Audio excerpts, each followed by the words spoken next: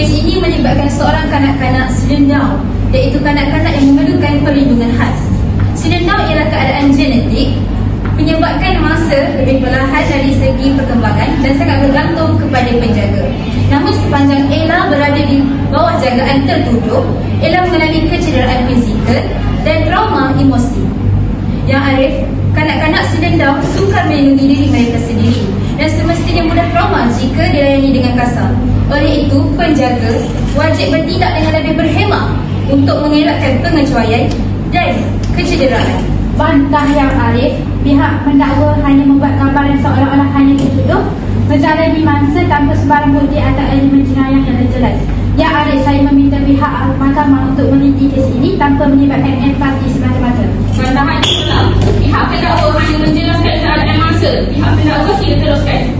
Yang Arif, merujuk Seksyen 31(1)A Akta Kanak-Kanak 2001, sesiapa yang mendera atau mengabaikan kanak-kanak merupakan satu kesalahan jenayah. Perjangkaan percuma seperti mana yang dinyatakan oleh tertuduh bukanlah satu alasan untuk mengecualikan tanggungjawab dan undang-undang. Yang Arif, tertuduh menjaga masa atas dasar insight tanpa bayaran, tanpa kontrak. Ini menunjukkan niat membantu, bukan mendera. Walaupun pihak pendakwa merujuk kepada Akta Kanak-Kanak 2001 Akta 66, mahkamah perlu meneliti sama ada wujud kecuaian jenayah atau tidak. Yang Arif, niat tidak menghalalkan kecuaian. Apabila amanah diterima, tanggungjawab tetap wujud. Yang Arif, Malaysia terikat dengan Convention of the Right of Child, satu perjanjian antarabangsa di bawah PBB. CRC menegaskan bahawa artikel 3 kepentingan terbaik kanak-kanak menegaskan bahawa semua pihak berwajib mensejahterakan kanak-kanak. Artikel 19 perlindungan daripada penderaan. Artikel 23 hak khas kanak-kanak OKU. Penjagaan kesemua hak ini gagal dilindungi oleh tertuduh. Yang Arif, CRC ialah prinsip antarabangsa. Pelaksanaannya perlu mengambil kira keadaan sebenar tertuduh yang tertekan dan kurang sokongan. Sebarang kecederaan yang berlaku dalam bukan disengajakan dan pihak dakwaan gagal membuktikan niat jahat tertuduh tanpa keraguan munasabah. Tertuduh juga menjelaskan bahawa tiada mendapat sebarang sumbangan untuk menjaga Ella selepas mengambil di JKM pada Julai 2020. Tertuduh tidak mengutip derma, malah mencari pendapat sendiri melalui perniagaan roti, kek, pasta dan catering untuk menampung penjagaan rumah bahagia. Itu bukanlah alasan. CRC menuntut perlindungan, bukan alasan. Kanak-kanak OKU tidak boleh dijadikan mangsa keadaan, malah tekanan emosi dan juga tiada sokongan bukanlah alasan untuk kesalahan kecuaian. Saya memanggil saksi untuk memberi keterangan.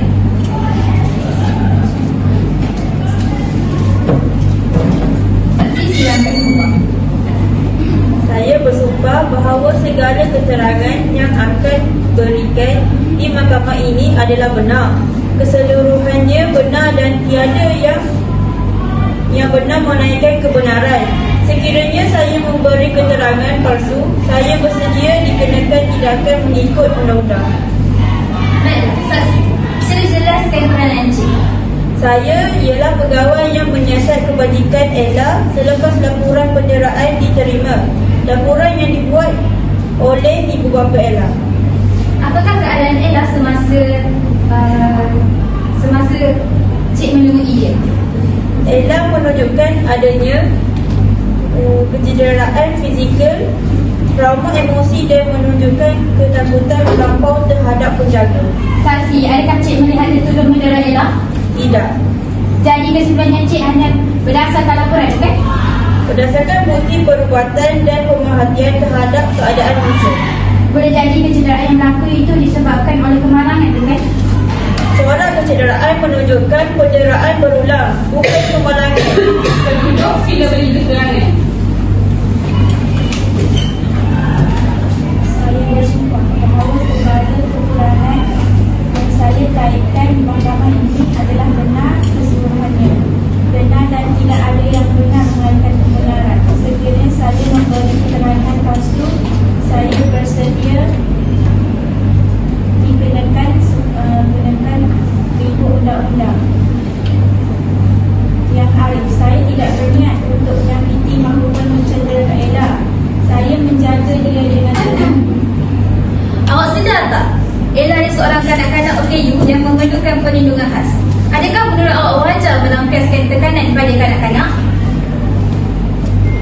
Yang Arif, saya tidak berniat untuk menyakiti maupun mencelakakan Ella. Saya menjaga dia dengan penuh empati dan kasih sayang. Tapi saya juga manusia biasa. Saya tertekan dan saya tiada niat jahat.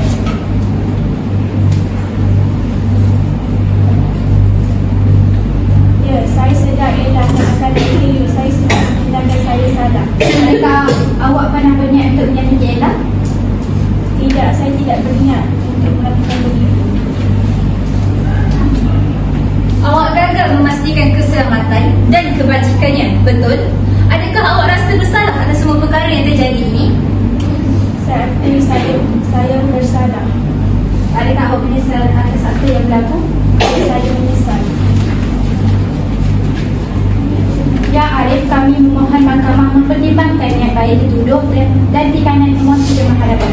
Pihak mengklaim tidak menafikan berlaku kecederaan pada tubuh mangsa. Dalam kes ini, tak ada rakaman CCTV maupun saksi yang melihat langsung tertuduh melakukan penderaan.